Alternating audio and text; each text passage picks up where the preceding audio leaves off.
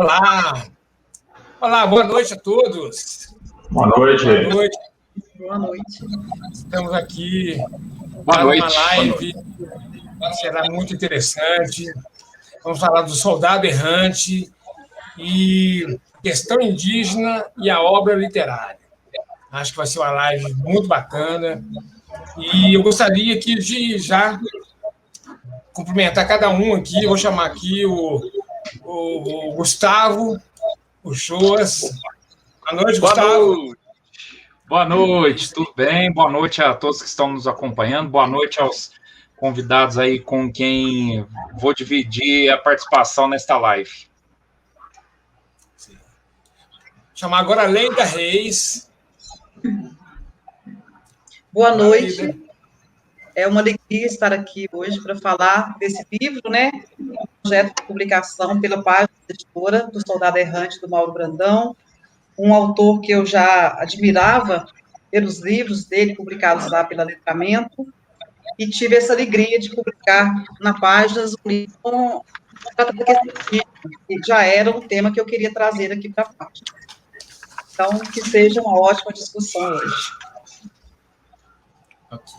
Agora eu vou chamar minha querida amiga Malu Aires. Boa noite, Mauro. Boa noite, Gustavo, Leida, Edson, Cirilo e todo mundo que está aqui com a gente hoje, essa noite, para falar do soldado errante, que é o soldado que existe em cada um de nós, né, gente? Tudo é um encontro aqui de soldados errantes, né? E eu estou muito feliz hoje. Obrigado, Mauro, por conhecer também pessoalmente o Edson, que eu faço uma orelhinha do livro, ele faz a outra orelhinha do livro, né? E a gente fecha a obra aí, né? E é um prazer muito grande estar aqui essa noite com você, Edson. Bom, e agora eu vou chamar o nosso amigo, professor Edson Caiapó. Opa, peraí. Boa noite a todas e todos. Assim, quero falar da minha felicidade, né, de estar aqui com vocês, todas e todos, para fazermos esse diálogo sobre a obra, né, tão assim importante, né, para o cenário político e social que nós nos encontramos, né? Assim, eu não sei, a minha pegada política, ela sempre é muito forte, né? E eu considero que a conjuntura política brasileira, ela nos convida, né, para fazer os intelectuais orgânicos e que estamos assim, pensando na realidade brasileira, não podemos abrir mão, né, de pensar assim nas dificuldades que a sociedade brasileira hoje encontra em relação ao Estado e particularmente os povos indígenas, né? Então nós vivemos num momento assim muito difícil de uma conjuntura anti-indígena muito produzir, né, lançadas obras literárias ou não literárias, né, a respeito da temática indígena, é muito importante para consolidar a posição política dos povos indígenas, mas também para lutar, né, ou fortalecer a luta pela garantia dos direitos dos povos indígenas e também da floresta, né? Porque, afinal de contas, uma das pontas aí desse movimento de violência do Estado, uma das pontas é contra as florestas, né? Contra os ecossistemas, contra os biomas, né? E a floresta amazônica, que é o palco, né, do soldado, está ressentido do que acontece por ali, né? Eu sou do estado do Amapá, o meu estado de origem é um local ainda de bastante preservação, né, do meio natural, mas nos assusta, por exemplo, ouvirmos, né, que as empresas petrolíferas do mundo inteiro estão fazendo prospecção para a exploração de petróleo embaixo do rio Amazonas, né, que é o maior rio do mundo, uma das maiores fontes de água potável do mundo, Assim como nos assusta pensar que, insistentemente, o agronegócio vem explorando minério, né, na Amazônia, e existe hoje uma pressão muito grande dos parlamentares e da banca pela exploração, pela regularização de minérios nos territórios indígenas. Aí eu estou dizendo isso tudo, né, porque eu como ativista do movimento indígena, acho necessário falar dessas coisas e dizer que, nesse sentido, né, a obra, né, O Soldado Errante, muito colabora para nós pensarmos nessas coisas todas, né, nessas devastações, nessas políticas genocidas, ecocidas, epistemicidas, né? O Mauro Brandão, então, ele, de maneira muito genial, faz denúncia. Eu vou dizer assim, sabe, no meu entendimento, o Mauro, ele está, então, falando de uma histórica circulação, né, de pessoas e grupos de pessoas e interesses, não somente nacionais, mas internacionais, inclusive daqueles que poderiam e deveriam estar protegendo a floresta e os povos indígenas, né, que são as forças armadas, né, corrompidas. Obviamente que nós temos aqui temos que saber fazer a crítica, no sentido de pensar que, obviamente, que não são todas as forças armadas ou as forças armadas integralmente que estão corrompidas, né? Falando de uma banda podre, vamos dizer assim, das Forças Armadas, que estão pactuando com parlamentares corruptos e corrompidos, né? Que estão pactuando com grupos empresariais vinculados ao agronegócio, e aí eu quero dizer de passagem que agronegócio é uma palavra extremamente ideológica, sabe, para se reportar a algo histórico por aqui, que é o latifúndio, que começou com o nome de capitanias hereditárias, e que hoje tem um nome bonitinho, né? Que a Rede Globo fala que é pop e que é tech, que é o próprio agronegócio, e que o Mauro Brandão, então, está dizendo, olha, esse negócio está errado, entendeu? Porque, né, essa exploração da floresta nesse formato, obviamente que vai devastar a vida, e não só a vida dos povos indígenas, a vida da humanidade, né? E aí, então, o Mauro Brandão, né, esse olhar panorâmico, falando, inclusive, de forças nacionais, e olha que isso é muito sério, sabe? Porque, assim, grupos internacionais estão transitando livremente na Amazônia. Aí me assusta, por exemplo, pensar, eu como um cidadão, sabe, me assusta pensar, por exemplo, que dentro de vários espaços na floresta, nós, brasileiros e brasileiras, não podemos transitar. Enquanto que pessoas, né, de outros países, especialmente dos países europeus e dos Estados Unidos, podem transitar livremente, portando especialmente aos parques nacionais. Né, os parques nacionais, segundo a lei nacional, né, de conservação, Parque Nacional é uma unidade de conservação, né, que prevê a integral conservação do espaço ali, que é o parque, né? Então, por graus, os seres humanos não podem entrar, e nós não conseguiremos entrar, por exemplo, facilmente no Parque Nacional das Montanhas do Tumucumaque, que fica ali entre Amapá, Pará, Guiana Francesa, né, que pega um espaço gigantesco, né, no coração da floresta amazônica. Então, nós não temos acesso àqueles espaços. Agora, se nós entrarmos lá, nós vamos ver muitos estrangeiros, né, que têm o crachá de pesquisadores, que estão transitando livremente naqueles espaços, sabe lá Deus fazendo o que exatamente? Porque eles têm, geralmente, uma credencial de pesquisadores, né?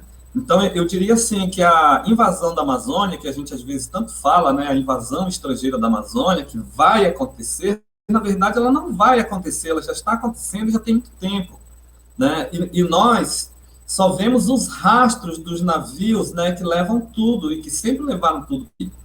Né? Então, o Mauro Brandão, ele de maneira muito sábia, muito inteligente e de maneira muito sutil, ele coloca todas essas questões e desamarra, né, desconstrói, desnaturaliza uma série de preconceitos que estão naturalizados, né? A exemplo da ideia de que o índio é preguiçoso, O índio é biologicamente, culturalmente inferior.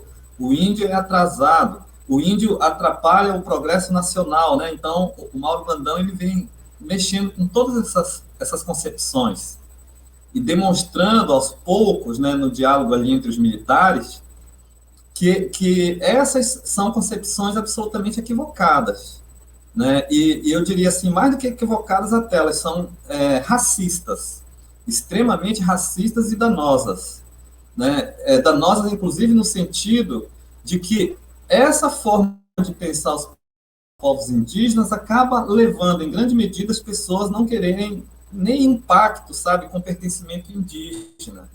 Então, os brasileiros preferem se pensar como herdeiros, né, de culturas europeias, portuguesa, espanhola, especialmente, e de outras tradições europeias, do que se pensar como indígena, né?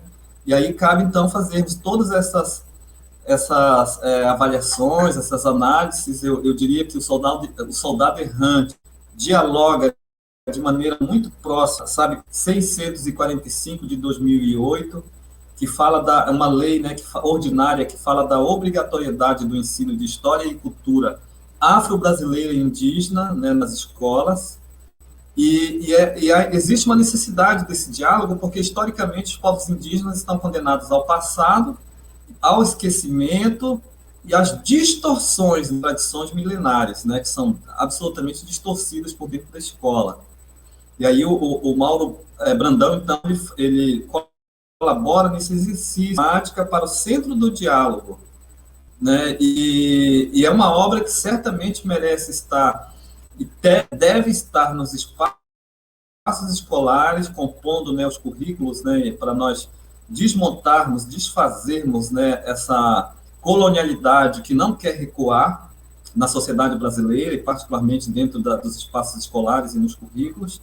E, enfim, é uma obra que eu, assim, indico. Eu tive o privilégio de fazer uma leitura da obra antes do lançamento, né, para depois poder fazer, então, a escrita do prefácio, a convite do Mauro Brandão, que para mim foi uma grande honra, né, fazer parte desse projeto junto com outras pessoas e outros colegas, de tal maneira, Mauro, que eu, assim, quero dizer, então, da honra de ter participado, mas dizer, assim, também da minha felicidade, sabe, de ver pessoas como você, ou uma pessoa como você, tomar uma frente dessa, sabe, tomar para si uma frente dessa, assim, e enfrentar todas essas preconceitos e nós e amarras que estão colocados e no esforço de tentar desfazer isso tudo, né?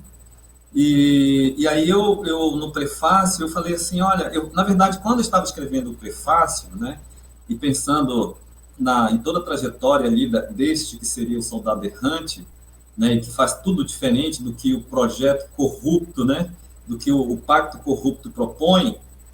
Aí eu fiquei pensando, olha, esse soldado errante, na verdade, nada mais é do que o Mauro Brandão, né? Na verdade, ele que é o provocador da ideia do soldado errante, portanto, ele é um soldado errante, que pode não ser exatamente o personagem ali da obra, mas é um soldado errante porque ele está fazendo esse movimento, né? De nadar contra a maré nesse sentido de questionar, né, o status quo, que situação de devastação, de destruição da floresta, dos povos indígenas, de tal maneira que eu quero agradecer, assim como indígena, né, e como articulador, como ativista do movimento indígena, quero agradecer ao Mauro por esse belíssimo presente que a sociedade brasileira, né, a sociedade mineira, olha, Mauro Brandão é mineiro, né, aí muito bem colocado. Tive o privilégio também de morar em Minas, em Belo Horizonte, Juiz de Fora, no sul de Minas, conheço um pouco desse jeito de ser mineiro, né? Mas, enfim, aí quero dizer, então, que o Mauro Brandão, que eu agradeço, né, ao Mauro Brandão, presente belíssimo, né, que a sociedade brasileira recebe, que as escolas brasileiras recebem, que os adoradores da boa literatura recebem, e que muito contribuirá, então, para o fortalecimento das tradições dos povos indígenas, das línguas, das né? E desfazendo, então, esses preconceitos e amarras aí pela sociedade e pelo currículo brasileiro. Inicialmente, eu queria fazer essa fala, devolver a palavra e fico à disposição para mais diálogos. Obrigado. Muito obrigado, meu amigo Edson. Vocês já tiveram uma noção, né, muito grande do que vai ser esse debate. Eu vou agora colocar o meu amigo Cirilo, né, para poder dar as boas-vindas ao público e a nós. Boa noite, Mauro. Boa noite aos mais convidados. Aí, acompanhando, apesar da nossa unidade, essa parceria, mas vai ser por muito tempo. Então, agradeço essa oportunidade de participar desse grande projeto e tendo tanta gente importante e um assunto também não menos importante para ser debatido e mostrar para o Brasil